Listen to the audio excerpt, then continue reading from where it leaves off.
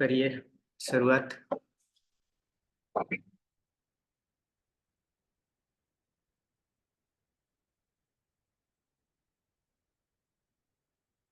मंगलाचरण। अष्टाध्यायी जगन्माता यस्य चित्तात् समुत्थिता वेदानाम् उपकाराय तस्मै पाणिनये नमः। नमस्कार, आप सर्वेનું સ્વાગત છે। આપણે જોઈ રહ્યા છીએ અષ્ટાધ્યાયી સહજ બોધ। એમાં શરૂઆત કરી હતી માહેશ્વર સૂત્રોથી, યાની કક્કાથી। એ પછી ઉચ્ચારણ સ્થાન વગેરે, બાહ્ય પ્રયત્ન, આભ્યંતર પ્રયત્ન, એ પછી 18 ભેદ અચના, કેટલાકના 12, કેટલાકના 30, એ પણ જોઈ ગયા। પછી પિત્તકરણ ના સૂત્રો, ગેટ પાસ, એન્ટ્રી, સત્વાધિચાર વિધિ,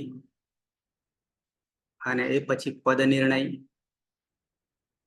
પદ નિર્ણયમાં ધાતુ પરસ્મયપદી છે, આત્મનેપદી છે કે ઉભયપદી છે, એનો નિર્ણય કેવી રીતે કરવો। તો બે શરતો છે અને ચારેય શરતોથી મુક્ત હોય તો એ પરસ્મયપદી ધાતુ કહેવાશે। એ પછી આપણે સીધા આવી ગયા છીએ કર્તરી પ્રયોગ કરવા માટે। તિંગ પ્રત્યય કોમન ઉપદેશ અવસ્થામાં, અને ઉપદેશ અવસ્થામાં હોય ત્યારે સૌથી પહેલા ઈતકરણ કરવું। તો ઈતકરણમાં મેં તમને વર્તમાને લઠ કુલ 4 લકારને તિંગ પ્રત્યય જ્યારે લાગે છે ત્યારે એ સાર્વધાતુક તિંગ પ્રત્યય તરીકે ઓળખાશે, અને બાકીના 6 લકારને જ્યારે લાગશે ત્યારે એ આર્ધધાતુક તિંગ પ્રત્યય તરીકે ઓળખાશે। સાર્વધાતુક તિંગ પ્રત્યય 4 લકારને જ્યારે લાગશે ત્યારે વિકરણ પ્રત્યય કમ્પલસરી આવીને બેસશે, એટલે કે લગાડવો પડશે। અને આર્ધધાતુકમાં તિંગ પ્રત્યયોમાં વિકરણ પ્રત્યયની જરૂર નથી। તો શરૂઆતમાં પ્રથમ તબક્કે યાની પહેલા 4 લઠ, વર્તમાને લઠ, વર્તમાન કાળ જેને કહીએ છીએ લટ લકાર, બીજો લકાર લંગ લકાર, યસ્તન ભૂતકાળ જેને કહીશું યસ્તન ભૂતકાળ, ત્રીજો લકાર લોટ લકાર જેને કહીશું આજ્ઞાર્થ, અને ચોથો લકાર વિધિલિંગ લકાર। આ 4 લકાર પ્રથમ તબક્કામાં લઈશું, અને ગણ જે છે એ 10 ગણ। ગણનું વિભાજન માત્ર વિકરણ પ્રત્યય લગાવવા માટે જ છે પ્રયોજન, પણ જ્યાં વિકરણ પ્રત્યય નહીં લાગે ત્યાં કોઈ ગણ રહેશે નહીં। 1930 ધાતુ માત્ર એક જ ગ્રુપમાં આવી જશે, પણ જ્યારે આ 4 લકારનો પ્રયોગ કરીશું ત્યારે જે તે ગણનો વિકરણ પ્રત્યય પ્રકૃતિ એટલે કે ધાતુ, અને જે તે લકારનો પ્રત્યયની વચ્ચે વિકરણ પ્રત્યય આવીને બેસશે। વિકરણ પ્રત્યય બેસે એટલે અંગ બનશે। અંગ કેવું બને છે? તો એના 2 કાર્યો છે, આમ 3 છે। એક અદંત અંગ કહેવાશે, બીજું અનદંત અંગ કહેવાશે, અને ત્રીજું અભ્યસ્ત અંગ કહેવાશે। શબ્દો નવા નવા આવે તો લખી લેજો, આનો જ ઉપયોગ આગળ આપણે આવશે વારંવાર। તો અદંત અંગ કોને કહીશું? અંગ કાર્ય, પંચ ઉપાંગ કાર્ય આવશે દરેકમાં। તો ધાતુને સાથે વિકરણ પ્રત્યય જોડીશું, વિકરણ પ્રત્યય જોડીશું, અને અંતે અ રહે, અંતે અ રહે, હું પછી લખીને બતાવીશ, તો એને અદંત અંગ કહીશું। ધાતુ અને વિકર્ણ પ્રત્યય જોડીએ અને અ નહીં આવે તો એને અનદંત અંગ કહીશું. અદંત અને અનદંત. ત્રીજું અભ્યસ્ત અંગ. જ્યાં જ્યાં પાંચેક પ્રત્યય એવા છે કે એ પ્રત્યય જ્યારે લાગે ત્યારે દ્વિત્વાભ્યાસ કાર્ય થાય છે. ધાતુને દ્વિત્વ કાર્ય કરવું પડે છે. તો દ્વિત્વ કાર્ય જ્યારે આવશે ત્યારે કરીશું. શરૂઆતમાં માત્ર કર્તરી પ્રયોગ કરીશું. પ્રયોગ 3 પ્રકારના છે: કર્તરી પ્રયોગ, કર્મણી પ્રયોગ અને ભાવે પ્રયોગ. 4 ગણના ધાતુ એવા છે. 4 ગણના ધાતુ. પહેલો ગણ ભવાદિગણ, ચોથો ગણ દિવાદિગણ, છઠ્ઠો ગણ તુદાદિગણ અને 10મો ગણ ચુરાદિગણ. આ કુલ 10 ગણ છે, પણ આ મેં જે ગણાવ્યા 1, 4, 6, 10. 1, 4, 6, 10. આટલા ગણના ધાતુને જ્યારે વિકર્ણ પ્રત્યય લાગશે અને બંને જોડીશું ત્યારે અંતે અ રહેશે. અંતે અ રહેશે. એવા 1700 ધાતુ છે. 4 ગણના ભેગા કરીએ તો 4 ગણના ભેગા કરીએ તો 1700 અને કુલ ધાતુ 1930 છે. 236 ગણમાં છે. 4 સિવાયના એ અનદંત અંગ છે. જ્યોત્યાદિ છે, અદાદિ છે, એ અભ્યસ્ત અંગ થશે. ધાતુને દ્વિત્વ કરવો પડશે. લીટ લકાર લાગે, લીટ લકાર પરોક્ષ ભૂતકાળ, ત્યારે પણ દ્વિત્વાભ્યાસ કાર્ય આવશે. સન પ્રત્યય લાગે ત્યારે પણ દ્વિત્વાભ્યાસ કાર્ય આવે. યંગ પ્રત્યય લાગે ત્યારે પણ દ્વિત્વાભ્યાસ કાર્ય. શ્લુ પ્રત્યય લાગે, જ્યોત્યાદિગણનો વિકર્ણ પ્રત્યય, ત્યારે પણ દ્વિત્વાભ્યાસ કાર્ય કરવું પડે. એવા 5 છે. જ્યાં આવશે ત્યાં આપણે જોઈશું. તો 1700 અને 230 આ રીતે 2 ભાગ પડી જશે. પહેલા 1700 ને આપણે જોઈશું કુલ. એટલે કે 1700માં તો કેટલું બધું કામ થઈ જશે, મોટા ભાગનું કામ થઈ જશે. 230 જ બાકી ના રહ્યા અને એમાં 2 ભાગલા પડશે, અનદંત અને અભ્યસ્ત. અચ્છા, એટલે બહુમતી 4 ગણની છે, અદંત અંગની છે. બરાબર છે. તો મેં તમને ગયા વખતે વર્તમાને લઠ યાની વર્તમાન કાળ, જેને આપણે કહીશું લટ લકાર. નામકરણ આપણે જ્યારે કરીએ છીએ 10 લકારના, આગળ મેં કરી બતાવ્યા હતા. તો એ આ જ પ્રમાણે અ, ઈ, ઉ, માહેશ્વર સૂત્ર પ્રમાણે કર્યા હતા. પણ પ્રક્રિયા કરીશું ત્યારે એ પ્રમાણે નહીં કરીએ. પ્રક્રિયામાં અકારાંત, આકારાંત, ઈકારાંત, ઉકારાંત વગેરે થી જઈશું. બરાબર. ભૂને પહેલા નહીં લઈએ, કારણ કે દીર્ઘ ઉકારાંત છે. અચ્છા, તો તમને મેં એક સૂત્ર આપ્યું હતું 3, 4, 78 સૂત્રક્રમ.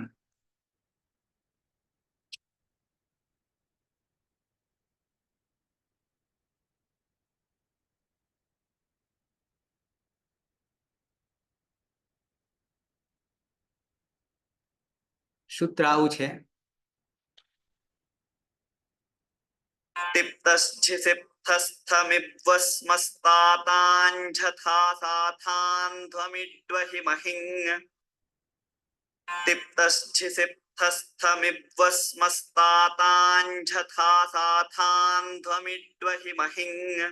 બરાબર. આપના મોબાઈલમાં પણ આ સાંભળી શકશો અષ્ટાધ્યાયી.com વેબસાઇટ પરથી. બોલવાનું અઘરું પડશે, સામાસિક છે અને આખું પ્રથમા વિભક્તિમાં એક વચન નામ બનાવી દીધું છે. 9 દુ 18 પ્રત્યયોને પ્રથમા વિભક્તિ એક વચનમાં છે. બરાબર છે. ઓકે. પણ નીચે પદછેદમાં તમે જોશો તો 3 ત્રિક છૂટા પાડીશું. તિપ્તસ્જી, આ ત્રણ, એ ત્રણને કહીશું પ્રથમ પુરુષ, એકવચન, દ્વિવચન અને બહુવચન. પ્રથમ પુરુષ ટીપ એકવચન છે. એક જણ માટે તે એટલે જગતમાં તે, હું અને તું સિવાયના બધા આમાં આવી જશે પ્રથમ પુરુષમાં, જેને ત્રીજો પુરુષ અત્યાર સુધી કહેતા આવ્યા છે. વાસ્તવમાં એને શું કહીશું? પ્રથમ પુરુષ કહીશું. મધ્યમ પુરુષ એટલે શ્રોતા, તું, અને ઉત્તમ પુરુષ એટલે હું. બરાબર છે. આપણે જગતથી શરૂઆત કરીશું, પછી મધ્યમ શ્રોતાથી, અને પછી હું ઉત્તમ. આ આપણો ક્રમ છે. બરાબર છે. પહેલા ઉત્તમ તો ઉત્તમ છીએ, પણ ઉત્તમ પહેલા નહીં લઈએ. પણ અત્યાર સુધી એ જ કરતા આવ્યા છે. શું? તો કે મી વહ મહ સીથ થ તીત અંતિ, આવું કે પછી તીત અંતિ કરીને આવતા હતા. એવું શીખવાડ્યું હતું. વિવાહમાં કે તીતાંતિ, વિવાહમાં. બરાબર છે. ગમે તે રીતે જઈએ પણ આપણે વચન પુરુષ નહીં બદલાય. પણ હવે ક્રમ બદલી કાઢીશું, તીત અંતિથી લઈશું. ઓકે. તો તિપ્તસ્થી સિપ્તસ્થ મિપવસ્મસ, આ 9 જે છે એ પરસ્મય પદને લાગશે, 10 લકારને. પરસ્મય પદી ધાતુને લાગશે આ પ્રત્યય કોમન ઉપદેશ અવસ્થામાં. 10 યા 12, કુલ 12 છે. વિધિલિંગમાં 2 થઈ જશે, આશીર્લિંગ અને વિધિલિંગ. પછી એક લેટ આવશે, લેટમાં પણ 2 ભાગલા પડશે. બરાબર છે. ઓકે. તો વૈદિક છે, તે નિરાતે ધીમે ધીમે જેમ આવશે તેમ તેમ જોતા રહીશું. પછી ત થી શરૂઆત થઈ છે, તો આતામ જથા સાતામ દો મીટ વહી મહિયંગ છે. એમાં ઈડ દેખાય છે સંધિના કારણે, બાકી ઈટ છે. તનો ડ થઈ ગયો છે. બરાબર છે. ઈટ વહી મહિયંગ. આનો પ્રત્યાહાર પણ બનાવ્યો છે. પ્રત્યાહારનું સૂત્ર આદિરંત્યેન સહેતા, આદિ અંત્યેન સહ હિતા. બરાબર છે. એનાથી આદિ તી તરીકે લઈ લઈએ અને અંતિમ અંગ બરાબર બની જાય તિંગ, બની જાય તિંગ. બીજો પ્રત્યાહાર પણ આમાં છે, માત્ર આત્મને પદના પ્રત્યયોને લાગનારો, તો કે તંગ. તંગ, તંગ બરાબર 9, એ માત્ર આત્મને પદના પ્રત્યયને લાગશે. 52 પ્રત્યાહારમાંથી 2 પ્રત્યાહાર આમાં સમાવેશ કરેલો છે. બરાબર છે. ઓકે. ફરીથી પાછા હું તમને બતાવી દઉં છું લખીને.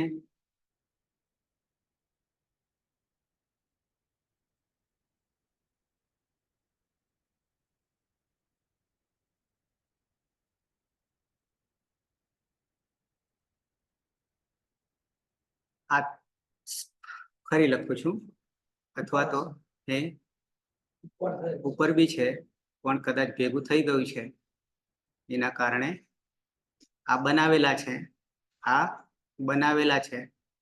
પણ અહીંયા હજી સ્પષ્ટતા થોડી કરી દઉં તમારા માટે, કે આ તી દેખાય છે, વાસ્તવમાં તીપ છે, પણ તીપ 12 લકારને એક કોમન રીતે લાગશે. પછી આપણે બનાવીએ છીએ પ્રત્યય જે તે લકાર પ્રમાણે. આ લટ લકારના પ્રત્યય બનાવેલા છે. તો આ બાજુ જઈએ તો પ્રથમ પુરુષ. બરાબર છે. પ્રથમ પુરુષ એટલે ત્રીજો, એટલે જગતને લાગુ પડે. અને જગતને લાગુ પડવા જઈએ તો હું અને તું સિવાયના બધા જ નામો આવી જાય. એ સિવાય બીજું શું આવશે? તો કે સર્વનામ આવી જશે. સર્વનામ. બરાબર. ધારો કે સર્વનામમાં હું અહીંયા સહ લખું, કે સા લખું, કે તદ લખું. બરાબર છે. તો સહ એ પુલ્લિંગ છે, પ્રથમ વિભક્તિ એક વચન, પણ કોનું? તદનું. મૂળ તદ સર્વનામ છે. એનું રૂપ બને છે સહ. સ્ત્રીલિંગમાં બને છે સા, અને નપુંસકલિંગમાં બને છે તદ તે તાની. સા તે તાહ અને સહ તૌ તે. આવા રૂપ બને છે. તો સર્વનામ એ બધા પ્રથમ પુરુષ યાની ત્રીજા પુરુષમાં આવી જશે. જગતના બધા જ નામ એ આમાં આવી જશે. પણ એકની વાત કરીએ તો અહીંયા તી જે છે અથવા તીપ છે એ એક વચન થઈ જશે. એકને કહેવા માટે, બે ને કહેવા માટે દ્વિવચન, દ્વિવચન તહ, તસ પ્રત્યય હતો ઉપદેશ અવસ્થામાં, અને બે થી વધારે હોય તો બહુવચન કહીશું. બરાબર છે. એ જ રીતે સીપ જે છે, સી છે એ મધ્યમ પુરુષ છે, પછી એક વચન છે, આ દ્વિવચન છે અને આ બહુવચન છે. એ જ રીતે ઉત્તમ પુરુષ કહીશું. ઉત્તમ પુરુષ એક વચન મી, દ્વિવચન વહ અને બહુવચન મહ. બરાબર. એકને ધારો કે હું અહમ અહીંયા લખવું હોય તો આપણે લખી શકીએ અહમ, અહીંયા આવામ અને અહીંયા વયમ. બરાબર છે. અને મધ્યમ પુરુષમાં બી લખવું હોય તો ત્યાં પણ બદલાશે નહીં. આ અહીંયા લખી શકશું તુવમ, અહીંયા યુવામ અને અહીંયા યુયમ, આવું લખી શકીએ. એ કદી બદલાશે નહીં, કારણ કે અસ્મદ યુસ્મદ સર્વનામમાં ત્રણેય લિંગોમાં રૂપો સરખા છે. પુલ્લિંગ, સ્ત્રીલિંગ અને નપુંસકલિંગ. પણ ત્રીજો પુરુષ જ્યારે કહીશું ત્યારે ત્રણેય લિંગોમાં રૂપો જુદા જુદા થશે. પુલ્લિંગમાં જુદા થશે, નપુંસકલિંગમાં જુદા થશે, સ્ત્રીલિંગમાં જુદા થશે, નામોમાં પણ જુદા થશે, સર્વનામોમાં પણ જુદા થશે. પણ અસ્મદ યુસ્મદમાં ત્રણેય લિંગોમાં સરખા છે. ઓકે. હવે આ તો તમને મેં બતાવી દીધું હતું. તિપ્તશ્ચિ સિત્થસ્થ મીપસ્મસ એના બન્યા તિતઃ અંતિ સિથ અથ અને મેવહ મહ. કેવી રીતે બન્યા હતા એ મેં તમને બતાવ્યું છે. ધારો કે આ તી છે, એમાં પ હતો પાછળ, તો હલંત્યમ સૂત્રથી આપણે પની સંજ્ઞા કરી દીધી હતી. ત્રયોતી બની ગયો પ્રત્યય. સાથે પિત્ત, પની સંજ્ઞા થવાને કારણે પિત્ત, અને આગળ અચ છે કે હલ છે તો કે ત ઈ આવું થશે, એટલે ત હલ છે, હલન છે, આદિમાં હલ છે તો હલાદી પિત્ત, હલાદી પિત્ત. હજી નામ જોડીએ, હજી નામ જોડીએ કયું? હલાદી પિત્ત સાર્વધાતુક પ્રત્યય. હલાદી પિત્ત, બરાબર છે, સાર્વધાતુક તિંગ પ્રત્યય. બરાબર છે. પણ અંતિ જે છે તે બહુવચનમાં, અંતિમાં શું થશે? તો અજાદી છે, અને સાથે સાથે અપિત છે, કારણ કે પની સંજ્ઞા ક્યાંય થતી નથી. તો અજાદી અપિત સાર્વધાતુક તિંગ પ્રત્યય, આવું આખું નામકરણ કરીશું. અત્યારે યાદ ન રહે વાંધો નહીં, પછી જ્યારે પ્રયોગ કરીશું ઈગંત અંગ આવશે ત્યારે, હાલ નહીં આવે. બરાબર. પણ આવા નામ પડશે. તો પહેલા તો વર્તમાન લટનું એક ઉદાહરણ તમને બતાવી દઉં. એક ઉદાહરણ બતાવી દઉં કેવી રીતે પ્રયોગ કરીએ. બરાબર છે. ધારો કે ખાતું છે આપણી પાસે, જે આપણે કરી રહ્યા છીએ એનાથી જ લઈએ. તો મેં લખ્યું પઠ, આ મૂળ અવસ્થામાં. ઔપદેશિક અવસ્થામાં ભવાદી ગણનો ધાતુ. બતાવું છું, દર્શન કરાવું છું.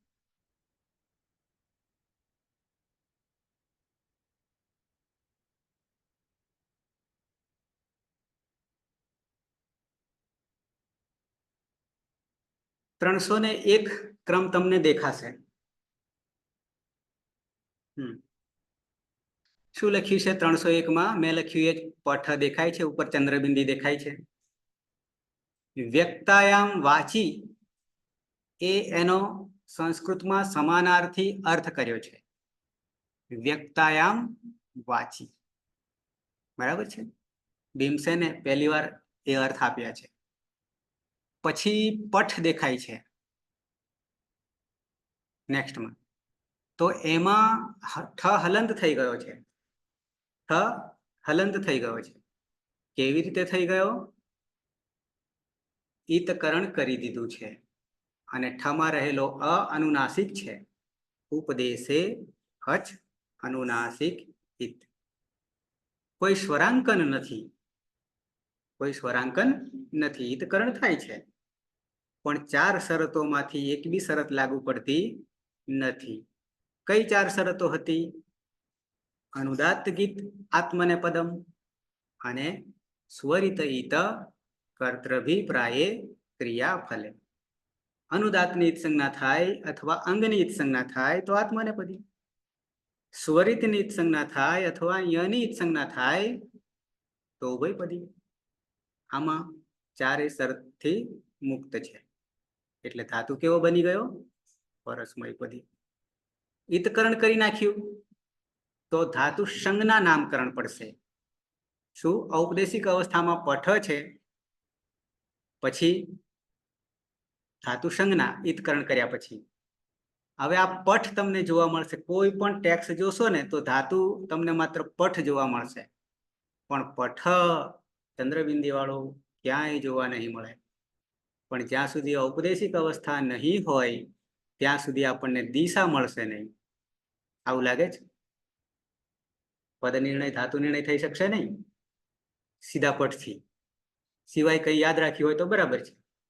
પણ ચંદ્રબિંદી હશે તો આપણને ખબર પડશે કે આ ધાતુ પરસ્મયપદી છે. ક્લિયર આટલું? અચ્છા, તો ઈતકરણ કરી દીધું તો ધાતુ સંજ્ઞા પઠ સંજ્ઞા બની ગઈ. ધાતુનું નામ શું બની ગયું? પઠ. અચ્છા, એના પછી આગળ જુઓ તો પઠ પછી શું થઈ ગયું પરિવર્તન? પઠતી. ના, હજી એની વચ્ચે પઠ. એમાં ઠ માં અ આવી ગયો. હા, આવી ગયો. કેવી રીતે આવ્યો એ આપણે જોવાનું છે. હલંત ઠ નો આખો ઠ યાની અ ક્યાંથી આવી ગયો?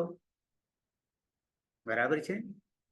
તો એ અંગ બન્યું છે. એનું નામકરણ શું કહીશું? અંગ પ્રક્રિયા કરી છે, અંગ બની ગયું છે.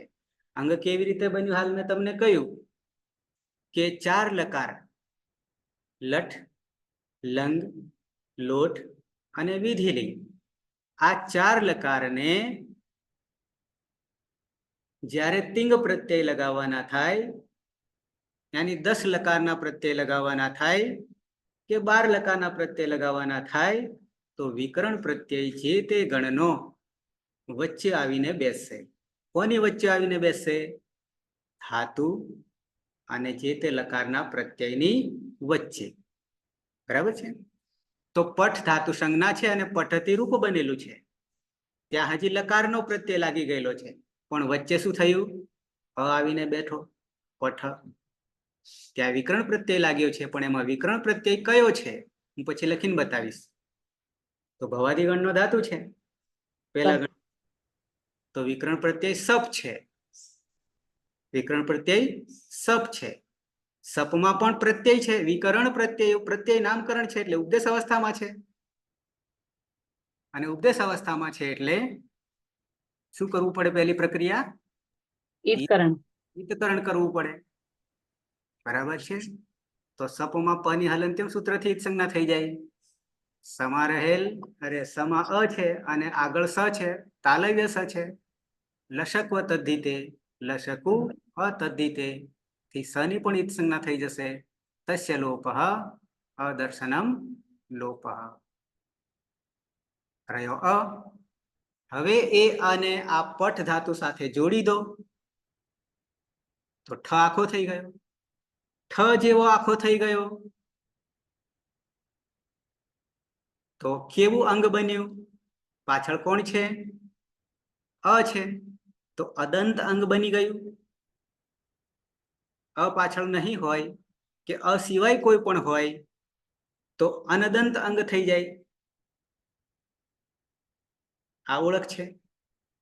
તો અદંત અંગના પ્રત્યયો બનાવવા પડે. અદંત નહીં હોય તો અનદંતના પ્રત્યયો લગાવવા પડે.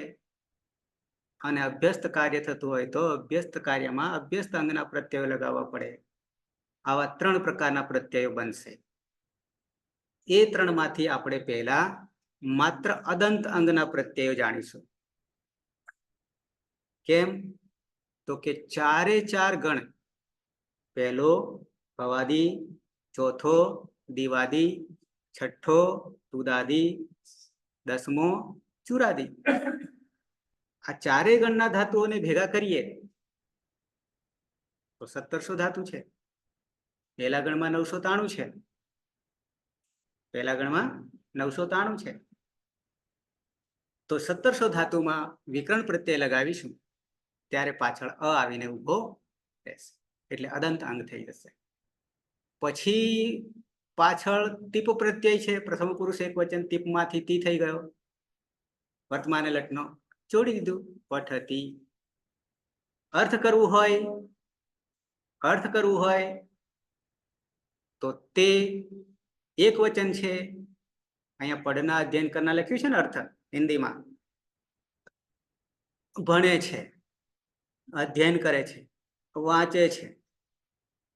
એક ધાતુના 300 થી 400 અર્થ થશે, એક ધાતુના. કારણ કે આપણી પાસે તો ખજાનો કેટલો 1930 જ છે. પણ જેમ કે એક ઉદાહરણ આપું, ગોળી. તો ગોળીના અર્થો જેવા જેવા પ્રસંગો એટલે તાવ આવ્યો હોય તો ગોળી લેવાની, બંદૂક હોય તો ગોળી. નાના છોકરા રમતા હોય ને, અત્યારે ભૂલી ગયા કે રમે છે લખોટી, બરાબર છે. પાણી ભરવાની ગોળી, મૂળ એક જ છે ને, પણ આવી રીતે જુદા જુદા અર્થો પ્રસંગ પ્રમાણે થઈ શકશે. ઓકે, હવે હું તમને આ લખીને બતાવી દઉં, પછી આપણે રૂપો પણ બનાવીશું.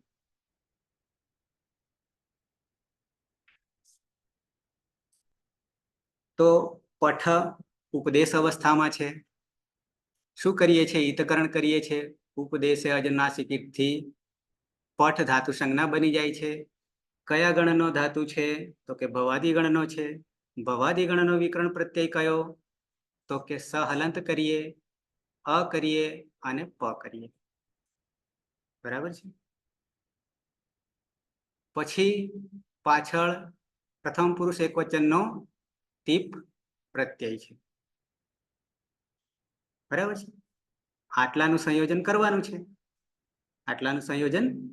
છે. તો હવે શું કરીશું? અહીંયા તો હિતકરણ કરી દીધું.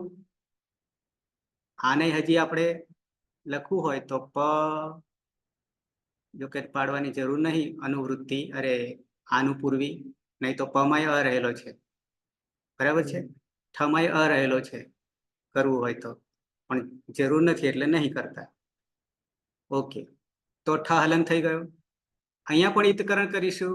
હલંત્યમ સૂત્રથી પનિત સંજ્ઞા થઈ ગઈ. લશક પદ્ધતિથી સનિત સંજ્ઞા થઈ રહ્યો અ. અહીંયા પણ નામકરણ હજી આવશે. વિકરણ પ્રત્યયમાં પણ હજી નામકરણ આપણે આવશે. તિંગ સિત સાર્વધાતુકમ સૂત્ર છે. તિંગ સિત સાર્વધાતુકમ. તિંગ 9 દુ 18 પ્રત્યયો. આ 4 લકારને લાગે ત્યારે સાર્વધાતુક કહેવાશે. 6 લકારને લાગે ત્યારે આર્ધુ ધાતુ કહેવાશે. સાર્વધાતુક હોય ત્યારે વિકરણ પ્રત્યય લગાવવાનો, આર્ધધાતુક હોય ત્યારે વિકરણ પ્રત્યય નહીં લગાવવાનો. આ તિંગની વાત થઈ. સાર્વધાતુક ને આર્ધધાતુકની વાત થઈ. વિકરણ પ્રત્યયમાં પણ સાર્વધાતુક અને આર્ધધાતુક થશે. શરત શું આપી? તિંગસિત સાર્વધાતુકમ. સની સંજ્ઞા થાય, અહીંયા તાલવ્ય સ છે તો પણ એ સાર્વધાતુક થઈ ગયું. એવા 6 વિકરણ પ્રત્યય છે જેમાં સની સંજ્ઞા થઈ રહી છે, તો એ સિત છે, અને સિત હોવાને કારણે સાર્વધાતુક છે. પાછળ પ છે, એની પણ સંજ્ઞા થઈ, તો બીજું નામકરણ શું આપીએ? પિત્ત, બરાબર છે. હવે હજી નામકરણ આગળ કરીએ. સિત છે, સાર્વધાતુક થયો. પિત્ત છે, પનિત સંજ્ઞા થઈ છે, પિત્ત થયો. હજી એક નામકરણ અજાદી છે કે હલાદી છે? અજાદી છે, અ છે. તો અજાદી પિત્ત સાર્વધાતુક વિકરણ પ્રત્યય આવું નામકરણ થયું. ઓકે, એ જ્યારે ઈગંત અંગ હશે, આ અદંત બન્યું છે અહીંયા, પણ જ્યારે ઈગંત અંગ આવશે ત્યારે ગુણ કરવાનું આવશે, ક્યાંક વૃદ્ધિ કરવાનું આવશે, ક્યાંક ગુણનો નિષેધ આવશે, આવું બધું આગળ આવશે. બરાબર. અચ્છા, પમાં પણ આપણે ઈતકરણ કરી દઈએ. હલંત્યમ સૂત્રથી પ નિત સંજ્ઞા થઈ ગઈ, બની ગયો, તી પ્રત્યય સિદ્ધ થઈ ગયો. ક્લિયર આટલું? ઓકે, તો હવે અ જે છે એ ઠમાં આવી જાય, આખો થઈ ગયો, અ આવી ગયો. પાછળ તી રહ્યો, તે પણ જોડી દઈએ, બની ગયું પઠતી. અહીંયા કોઈનું સંબોધન સર્વનામ કરવું હોય તે તો સહ પુલ્લિંગમાં, સ્ત્રીલિંગમાં કરવું હોય તો સા પઠતી, અને નપુંસકલિંગમાં તદ પઠતી. પ્રથમ પુરુષ એક વચન સિદ્ધ થઈ ગયું. અર્થ પણ કહી દીધો, તે ભણે છે, તે વાંચે છે, અર્થ થઈ ગયો. ક્લિયર થઈ ગયું? ઓકે. પઠ ધાતુને આપણે પ્રકૃતિ પણ કહીએ છીએ, બરાબર છે. હવે આ પઠતીને એક નવું નામ કરવું હોય તો એક નવું નામ આપી દઉં છેલ્લું, તો એને શું કહેવાય છે? પદ કહેવાશે. શું કહેવાશે? પદ. અપદનો કદી પ્રયોગ થતો નથી, કારણ કે પ્રાણ વગર નિર્જીવ છે. આમાં આપણે પ્રાણ પૂર્યા, એની પ્રત્યયો લગાવ્યા, ત્યારે એ જીવિત થઈ જાય છે. અને જીવિત થવું એટલે એના અર્થ થઈ જાય છે, અને અર્થ થાય એટલે સાર્થક થાય છે. સાર્થક થાય છે એટલે કે જીવનમાં, જગતમાં એનો વ્યવહાર થાય છે. ક્લિયર આટલું? ઓકે. આગળ દ્વિવચનમાં આ ઉદાહરણ ખાલી લઉં છું, બાકી પહેલા મારે પ્રત્યય તમને કરાવી દેવાના છે, ચારે ચાર લકારના, અને પછી ધાતુ પર આવીશું. પણ એક ધાતુને લઈને ચારે ચાર લકારમાં તમને ઉદાહરણ સાથે સાથે એક બતાવતો રહીશ કે કેવી રીતે સંસ્કૃત જગતમાં પ્રયોગ થાય છે એના માટે. હવે ધારો કે દ્વિવચન છે, આપણી પાસે પ્રથમ પુરુષ એક વચનના પ્રત્યયો હતા ટીપ, તસ અને જી. એમાં ટીપમાં રહ્યો તી, તમને ખ્યાલ આવી ગયો એક વચનમાં, પ્રથમ પુરુષ એક વચનમાં. હવે તસમાં પણ આપણે પ્રત્યય સાધી દીધો હતો, ચારે ચાર એકી સાથે, બરાબર છે. સ હિતકરણ થતું નથી, કરવું હોય તો થાય. કયા સૂત્રથી? નહીં, હિતકરણ કરવું હોય તો હલંત્યમ. હલંત્યમથી. પણ રોકી લે છે, ના પાડે છે. ત્રીજું સૂત્ર નિષેધ છે. ન વિભક્તૌ તુષ્માહા. શું કે છે? કે તકાર, તું, ના તકાર નહીં પણ તું એટલે ત વર્ગ 5, તથ ધન, અને દંત્ય સકાર અને મકાર, આ ત્રણની હિત સંજ્ઞા નહીં કરવી. પણ ક્યારે? તો શરત છે વિભક્તિ ના પ્રત્યયોમાં. વિભક્તિના પ્રત્યયો કોને કહીશું? અત્યાર સુધી તો આપણે માત્ર શુપને ગણતા, નામને લાગનારા. કેમ? તો કે ત્યાં પ્રથમા વિભક્તિ, દ્વિતીય વિભક્તિ, સંબોધન સુધી આવે. એવું નથી. પણ કાળ લકારને લાગનારા પ્રત્યયોમાં 9 દુ 18, એને પણ વિભક્તિ કહીશું. તો 18, 9 દુ 18 અને 21 પ્રત્યયોમાં જ્યાં ત વર્ગ, સકાર, દંત્ય સકાર અને મકાર હશે તો એની હિત સંજ્ઞા નહીં કરીએ. ક્લિયર આટલું? તો આપણી પાસે સ આવ્યો હતો, સ આવ્યો છે, તો આગળ પ્રક્રિયા સસજુસો રૂહુ. સસજુસો રૂહુ શું કે છે? અંતિમ દંત્ય સકાર કે સજુષ્માનો સ હોય, બરાબર છે, તો શું થાય? ઋત્વ થાય. પણ ઋત્વ લખાય કેવી રીતે? આવું લખાય, ર રેફ ઉ અનુનાસિક ચંદ્રબિંદી છૂટું પાડીએ એને.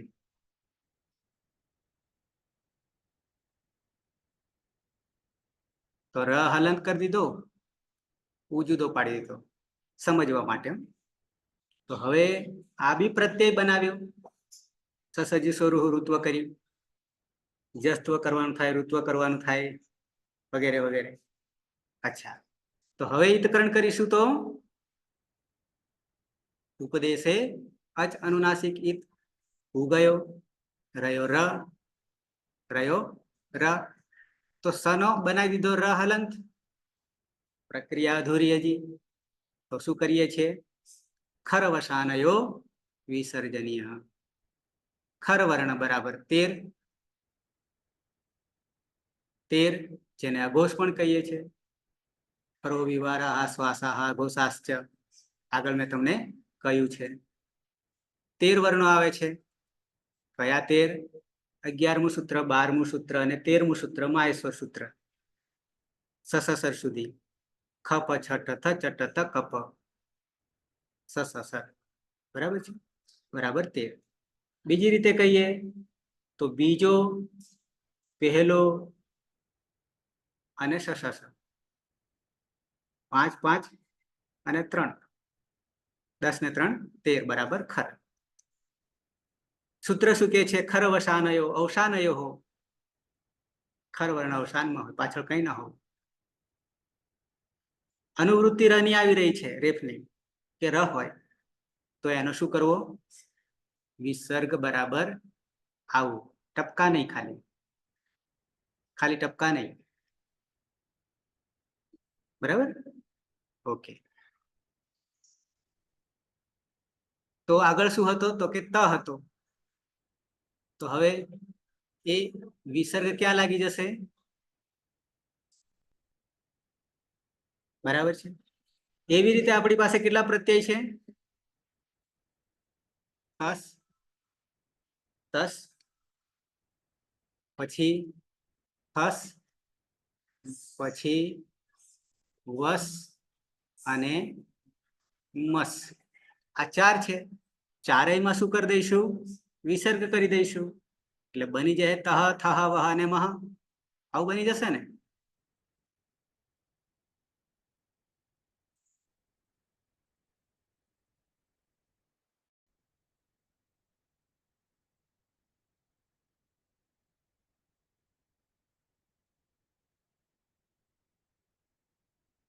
નેટ છટકી ગયું હતું પણ પાછું તરત આવી ગયું. તો તહ પ્રથમ પુરુષ દ્વિવચન, એ ધ્યાન રાખવું. પાછું થહ મધ્યમ પુરુષ દ્વિવચન અને વહ ઉત્તમ પુરુષ દ્વિવચન અને મહ ઉત્તમ પુરુષ બહુવચન. એ ખાસ ધ્યાન રાખવું. નહીં તો શું થઈ જાય, તમને આ પૂરું થયા પછી કરું કે કયું ક્યાં જોડી દઈએ તો અર્થ કેવો થાય. બરાબર છે? અચ્છા, વારા પરથી લઈએ. આ 4 એકી સાથે લેવું હોય તો પણ ના નથી. હવે આપણી પાસે ધારો કે આ પઠ ધાતુ છે, આવો હતો, એને આપણે પઠ કર્યું હતું અને પછી વિકરણ પ્રત્યય શપ લગાવ્યો. બરાબર છે? કઈ નિરાતે તમને લખીને બતાવો. ફરી પાછા ધાતુ આપણો પઠ આવો છે, તો ઈતકરણ કરીશું. ઔપદેશિક અવસ્થા છે. ઉપદેશે અજ નાસિક થી પઠ થઈ ગયો. ભવાદિગણ વિકરણ પ્રત્યય સપ છે, સપ છે. અને હવે પ્રથમ પુરુષ દ્વિવચનનો પ્રત્યય ટીપ પછી તસ છે. તસને આપણે શું કર્યું? સસજો, સસજુ સ્વરૂપથી ઋત્વ કર્યું.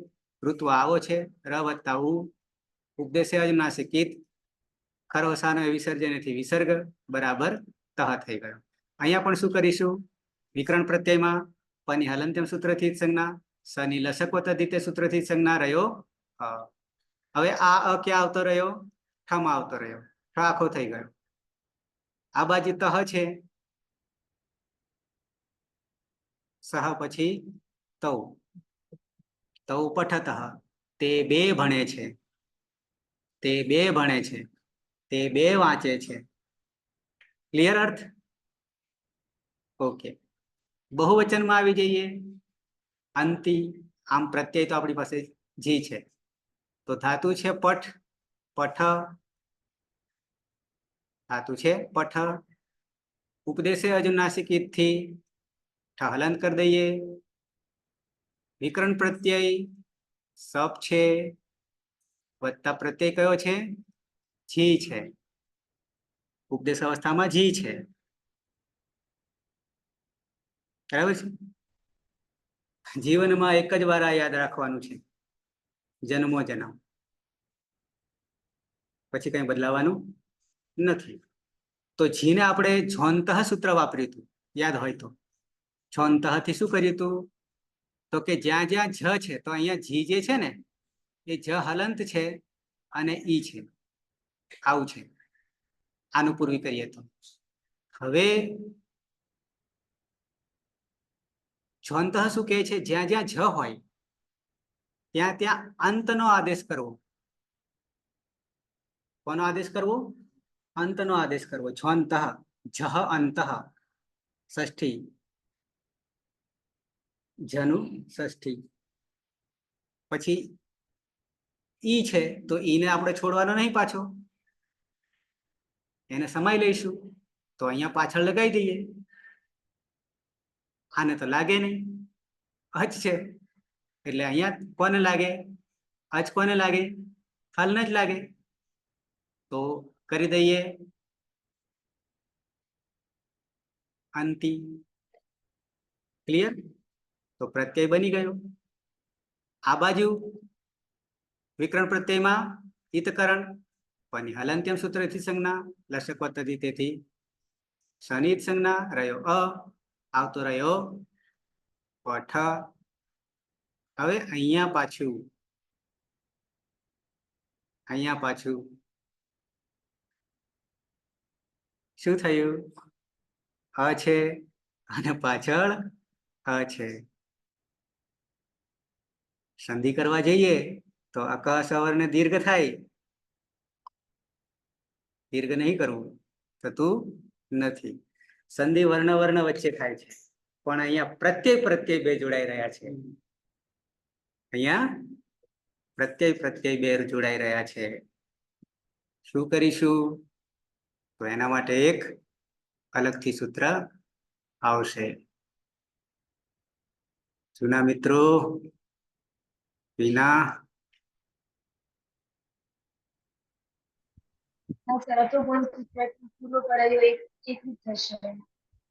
અતો ગુણેથી પરરૂપ એકરૂપ થશે.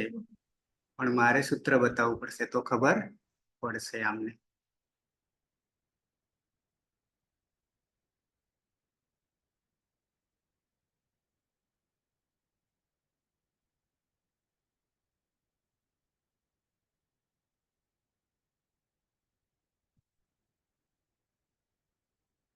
સાઈડ ગઈ છે.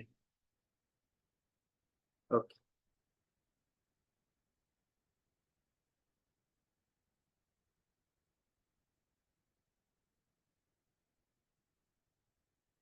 છ એક 97. અતો ગુણે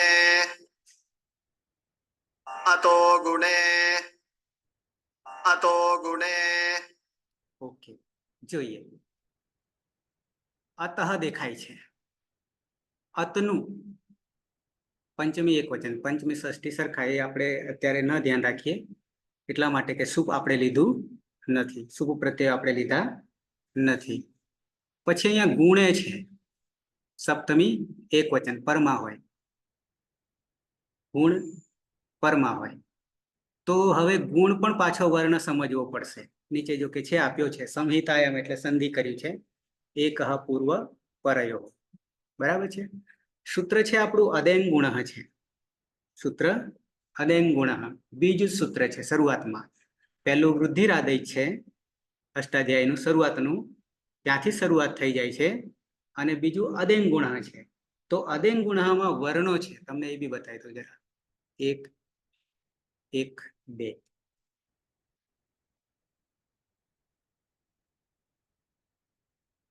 અદેન ગુણઃ આદેન ગુણઃ અહીંયા જે અચ છે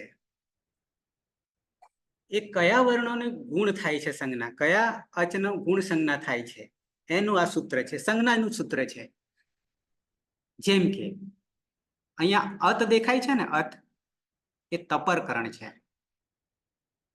તત્કાલ, તત્કાલ મેં તમને આગળ કહ્યું હતું, યાદ હોય તો. તપરસ તત્કાલસ્ય સૂત્ર હતું. એ શું કરે છે કે ત પાછળ લાગે તો આ નહીં સ્વીકારવાનો, પણ જે હોય એ જ સ્વીકારવાનું, અસ્વીકારવાનું. પછી એ અંગ છે, પ્રથમા એક વચન આખું કર્યું છે, એ અંગ જે છે આખું જ અત એ અંગ આવું છે.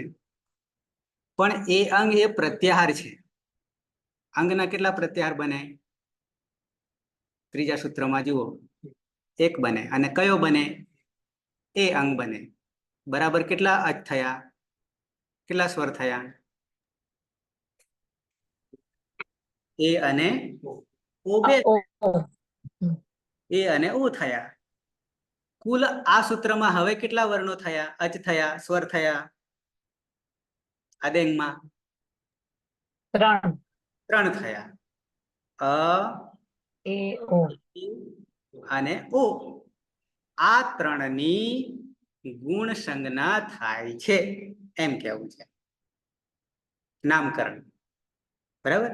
આગળ મેં તમને 4 ઈક, આના પછીનું ત્રીજું સૂત્ર છે ને, ઈકો ગુણ વૃદ્ધિ, એમાં ઈક ગુણ થાય છે અને વૃદ્ધિ થાય છે. ગુણ થવાથી શું થાય? વૃદ્ધિ થવાથી શું થાય? વિશાલ આવી ગઈ? ઇન્દ્રાસન, ઇન્દ્રાસનની જગ્યાએ ઓકે. તો 3 વર્ણો ગુણ સંજ્ઞક છે. અને ગુણ એટલે ઈક, એના પછીનું સૂત્ર આવે છે, એમાં 2 વસ્તુ, ગુણ વૃદ્ધિ, ઈકો ગુણ વૃદ્ધિ આવે છે. સહેજ બતાવી દઉં પછી પાછા અમે આવીએ. આમાં ખાલી વર્ણ કે કયા વર્ણની ગુણ સંજ્ઞા થાય, તો અ, એ અને ઓ. ઈકો ગુણ વૃદ્ધિ. ઇકો ગુણ વૃદ્ધિ ઇકો ગુણ વૃદ્ધિ. ઓકે. ઈક બરાબર પ્રત્યાહાર છે, ષષ્ઠી એક વચન, અને ષષ્ઠી સ્થાને યોગા. જ્યાં જ્યાં ષષ્ઠી વિભક્તિ હોય ત્યાં યોગ થાય છે. કોનો? તો કે પ્રથમા વિભક્તિનો. તો અહીંયા પ્રથમા દ્વિવચન છે. ગુણ અને વૃદ્ધિ નામકરણ છે. ફરી પાછું બતાવી દઈશ તમને. વૃદ્ધિ 1 1 માંથી અનુવૃત્તિ લીધી છે, ગુણ 1 1 2 માંથી લીધું છે, 2 ભેગા કરી દીધા તો ઈકો ગુણ વૃદ્ધિ થઈ ગયું. પ્લસ ઈકો ગુણ વૃદ્ધિ પ્લસ વૃદ્ધિ અને ગુણ એ અલગથી આપણે સ્વીકારવાનું છે, કારણ કે અનુવૃત્તિ છે, સાથે લઈને ચાલવાનું છે. યત્ર પરિભાષા સૂત્ર છે. કઈ પરિભાષા? ગુણ વૃદ્ધિ સ્થાન નિર્દેશ પરિભાષા. ગુણ વૃદ્ધિ સ્થાન. યત્ર જ્યાં ગુણ શબ્દેન ગુણાદેશ નિર્દિશ્યતે ઉત વૃદ્ધિ શબ્દેન વૃદ્ધિ આદેશ નિર્દિશ્યતે તત્ર સહ આદેશ ઇક વર્ણસ્ય સ્થાને ભવતિ. હવે ઇક એ પ્રત્યાહાર છે. ઇક પ્રત્યાહાર છે. આમાં નહીં પડીએ, પણ હું તમને જુદી રીતે કરું છું. ગુણ અને વૃદ્ધિ કોને અથવા કેવી રીતે થાય છે. આપણી પાસે ખાલી સંજ્ઞા જ છે. અ આવ્યો છે, અંતિ હતું ને, અને આગળ પણ અ હતો. ત્યારે જો વર્ણો જ ખાલી હોત તો અકહ સવર્ણ દીર્ઘ આ થઈ જાય, પણ આ નહીં થતો. કેમ? પ્રત્યય પ્રત્યય વચ્ચેનું મિલન છે. પ્રત્યય પ્રત્યય વચ્ચે હોય ત્યારે ગુણ યા વૃદ્ધિ યા પછી પાછું પરરૂપ એકરૂપ થશે. કેવી રીતે પરરૂપ એકરૂપ એ પણ તમને બતાવું છું. અચ્છા,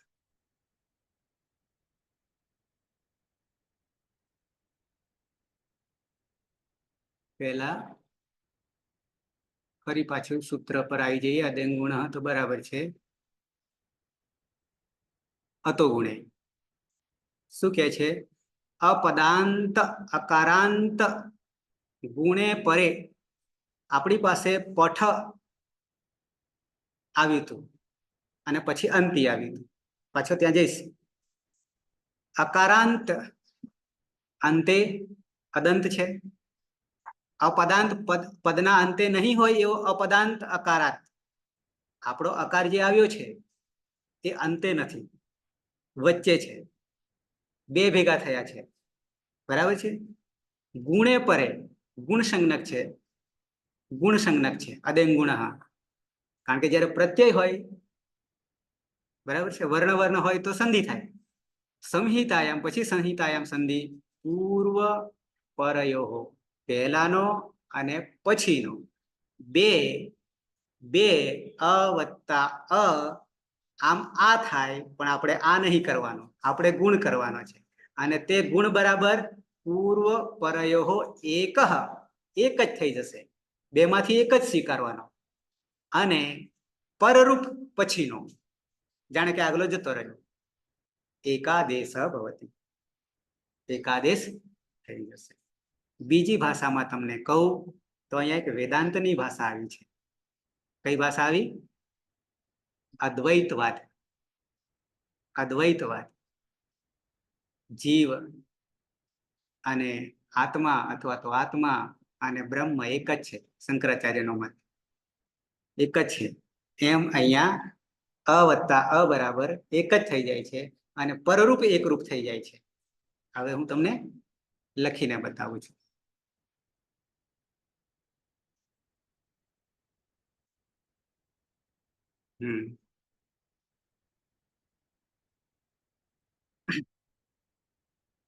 અચ્છા, પઠ છે, વિકરણ પ્રત્યય આવી ગયો, પાછળ અ છે, અંતિ છે. બરાબર છે. તો હવે અતો ગુણે આપણને શું કહે છે? તો કે અહીંયા પણ અ છે. ફરી પાછો જુદો કરી દઈએ. આવું છે. બરાબર છે. અહીંયા અ છે ને અહીંયા અ છે. વર્ણ મળ્યા હોત તો આ થઈ જાય. અ વત્તા અ બરાબર આ થાય, આ વત્તા આ બરાબર આ, વગેરે એવું 4 ને થાય. પણ સવર્ણ સંધિ દીર્ઘ સંધિ નથી. આ ક સવર્ણ દીર્ઘ સંધિ નથી, પણ પ્રત્યય મળ્યા છે. એટલે અતો ગુણેથી આ અ જે છે એની સંજ્ઞા ગુણ છે. અદેંગુણ હતી. પછી ઇકો ગુણ વૃદ્ધિમાં આપણે એ પણ સહેજ તમને અહીંયા કહી દઉં. બરાબર છે. પહેલા બનાવી દઈએ. તો હવે આ જાણે કે છે જ નહીં કરી લેવાનું, કારણ કે પરરૂપ એકરૂપ થઈ ગયા. પૂર્વ પરયો પરરૂપ એકરૂપ, પાછળનો અને સ્વીકારીને એકરૂપ. આ આમાં આવતો રહ્યો, એક જ થઈ ગયા. એટલે બની જાય આ અ પઠ, પછી પઠંતી, સહતૌ, પછી તે પઠંતી. તે બધા 2 થી વધારે ભણે છે, વાંચે છે. તે પઠંતી. બરાબર છે. હવે ઇકો ગુણ વૃદ્ધિ જે છે, ઇક છે ષષ્ઠી સ્થાને યોગા સૂત્ર બતાવી દો. હું બોલ્યા તો બહુ કરું છું.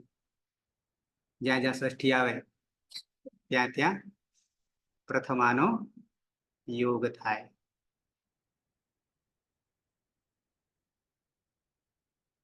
ઓકે. ષષ્ઠી,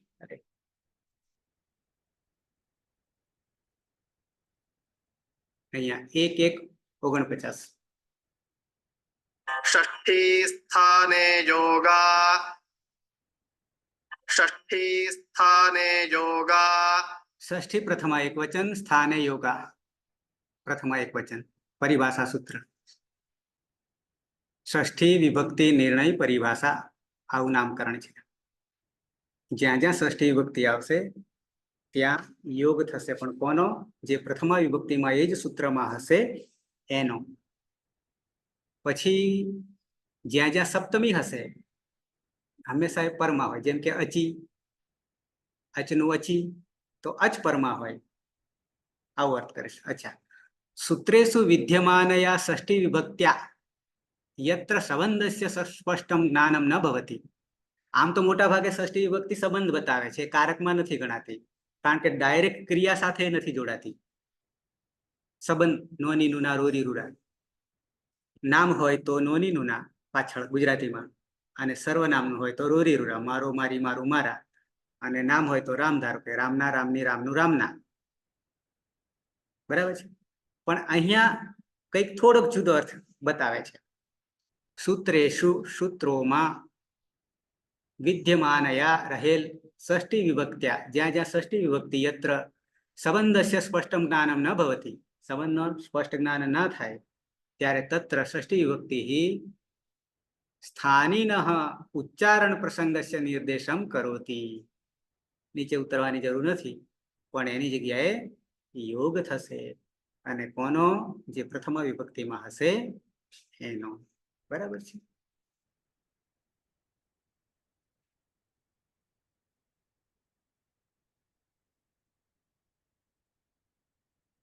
ઓકે, હવે ગુણ અને વૃદ્ધિ બે બતાવી દઉં છું એકી સાથે, પછી કાયમ માટે કામમાં આવશે. ઈક બરાબર પ્રત્યાહાર. કોઈ કહેશે ઈક બરાબર ઈ, ઉ, રૂ અને લુ. ક્લિયર?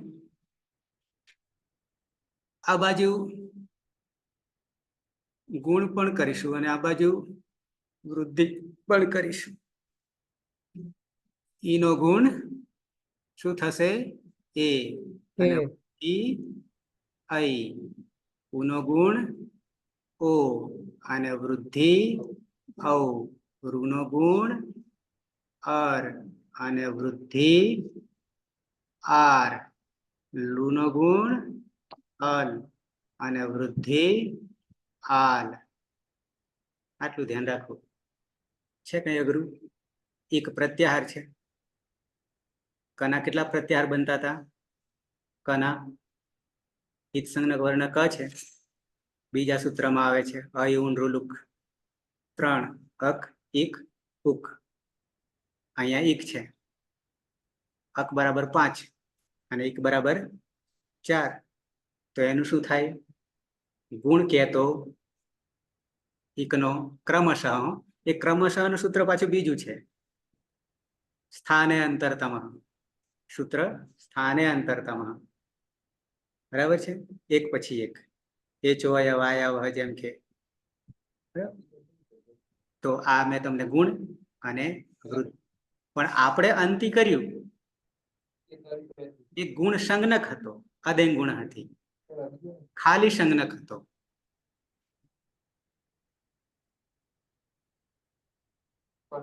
પ્રભુભાઈ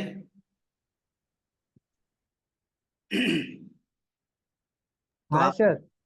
કઈ હતું? ના ના સર. બરાબર, તમારા કાન ખુલી ગયા હતા એટલે. ઓકે, તો આપણે 3 તો સાધી દીધા. શું સાધ્યું? તો કે પઠતી, પઠતઃ અને પઠંતી. ક્લિયર? કેવી રીતે સધાયું?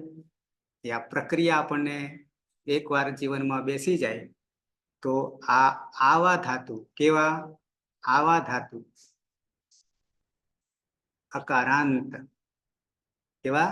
અકારાંત ધાતુ ભવાદિગણમાં જેટલા જેટલા હશે એ બધાની દવા, ચાવી એક જ છે.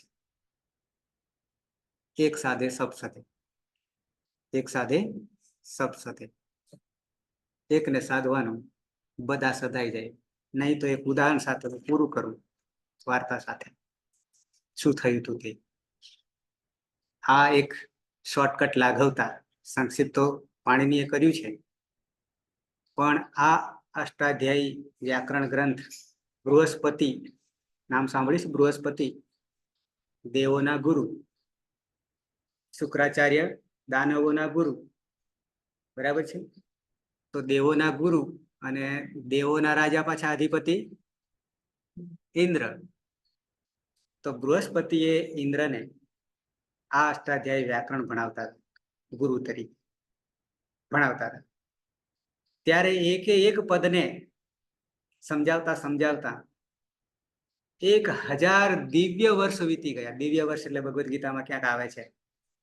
આપણા 365 દિવસ બરાબર એમનો એક થાય. બરાબર, એક વર્ષ બરાબર એક દિવસ થાય એમનો. બરાબર, એવા 1000 દિવ્ય વર્ષ વીતી ગયા. પણ અષ્ટાધ્યાયનો અંત નહીં આવ્યો. અષ્ટાધ્યાયનો અંત નહીં આવ્યો. તો આપણે તો શતાયુ કહેવાય છે. કેટલા આપણા ગણાય છે? મનુષ્યના 100 વર્ષ ગણાય છે. અને એ અલ્પ આયુષ્યમાં અષ્ટાધ્યાયી અત્યાર સુધી જે લોકો કરતા એ 12 વર્ષ સુધી ભણતા. આવું છે કહેવાય. કંઈ પણ ભણવું હોય ને એક વિષય નહીં તો અવધિ કેટલી? 12 વર્ષની છે. આપણા માટે, ઇન્દ્રના માટે 1000 દિવ્ય વર્ષ જતા રહ્યા પણ અંત આવ્યો નહીં. શું કરતા? આ રીતે એક એક શબ્દને લઈને આગળ વધારતા, ક્યારેય અંત આવે નહીં. એક સાધે સબ સાથે. હું 12 વર્ષ પણ નહીં કહું આના માટે. જો સળંગ લઈએ ને આ જ કામ તો માત્ર 6 મહિના, માત્ર 6 મહિનામાં આખી અષ્ટાધ્યાયી પૂરી થાય છે. આવા ઉદાહરણો, નમૂના આપણી પાસે છે. 6 મહિનામાં આખી અષ્ટાધ્યાયી ક્લિયર કરે. અને બધા સૂત્રો મોઢે નહીં કહું, કંઠસ્થ, પણ એ યાદ જ રહી જાય. યાદ જ રહી જાય. 1930 ધાતુ પણ યાદ રહી જાય. આટલી તાકાત આમાં છે. સમજવાની, બુદ્ધિનો વિકાસ કરવાની. 3978 સૂત્રો પણ યાદ રહી જાય. આવી તાકાત છે આમાં. પછી આનાથી બીજું ઘણું બધું આવી જાય. આટલાથી એક સાથે સબસદે. બરાબર છે? અચ્છા, તો અહીંયા અટકીએ. હજી 6 બાકી આપણે નમૂનાઓ. હેલો સર, બોલો પ્રભુભાઈ. તમે મોઈ કીધું અતો ગુણ સમજાયો, ઈકો ગુણ સમજાવતા હતા, બાકી રાખ્યો તો. ફરી બોલજો. હાલ અતો ગુણ સમજાયો કે નહીં? હા, પછી ઈ તો અરે ઈકો ગુણ સમજાવવાનો હતો ને ડાયરેક્ટ તમે ષષ્ઠી કઈક ષષ્ઠી સમજાવવા ગયા હતા. પછી ષષ્ઠી સ્થાને ત્રીજું સૂત્ર હા. ઈકો ગુણવૃદ્ધિ એ સંજ્ઞાનું જ છે, માત્ર નામકરણનું છે. પણ ઈક હોય તો એનો ઈકનો એટલે કે ઈ, ઉ, રૂ અને લૃ એનો ગુણ શું થાય અને એની વૃદ્ધિ શું થાય એ તમને મેં એડવાન્સમાં બતાવ્યું. એનો ઉપયોગ નહીં કર્યો ક્યાંય, પણ એ સંજ્ઞા બતાવી. પ્રભુભાઈ હા બરોબર છે. બરાબર છે? એ આવશે હજી આગળ. પણ ગુણ કોને કહેવાય ને વૃદ્ધિ કોને કહેવાય? અને અત્યારે માત્ર અ, એ અને ઓ આ 3 વર્ણ એને આપણે ગુણ સંજ્ઞક કહીશું. બરાબર છે? આટલી વાત હતી. બાકી કોઈ નાના પ્રશ્ન હોય તો? બાકી કોઈને પ્રશ્ન હોય તો? આરતી જોશી, આરતી બેન.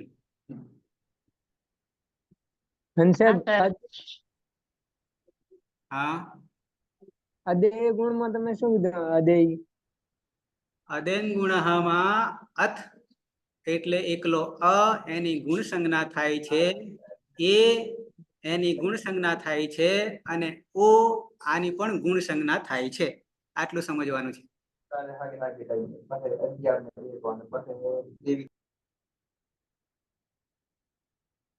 બોલો બાકી બીજા કઈ? જાદવ છાયા, હિના,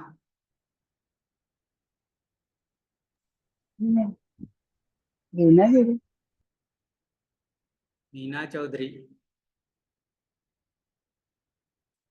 ક્લિયર? આપણે સિલેબસ પૂરો કરવા નથી બેઠા, આપણે સમજવા બેઠા છીએ. એટલું સમજી લેજો. બરાબર? જ્યાં સુધી નહીં સમજાય ત્યાં સુધી ગોથા ખાશો અને સમજાશે તો ભવસાગર તરી જશો. બરાબર? ઓકે. સમય મંગલાચરણથી સમાપન કરીએ. કોઈને પ્રશ્ન ન હોય તો. સદાશિવ સમારંભામ તથા પાણીની મધ્યમામ અસ્મદાચાર્ય પર્યંતામ વંદે ગુરુ પરંપરામ. વંદે ગુરુ પરંપરામ. વંદે ગુરુ પરંપરા. શુભમ ભૂયાત. કાલે શક્યતા બહુ ઓછી છે લેક્ચર લેવાની. એક મીટિંગમાં એંગેજ છું 1 વાગ્યાથી. એટલે 2:30 વાગ્યે જો ચાલુ થાય લિંક તો સમજી જવું કે હું ફ્રી થયો, પણ નહીં ચાલુ થાય તો સમજી જવું કે હજી મીટિંગમાં જોડાયેલા છે. બરાબર છે? Okay okay sir. હા હા.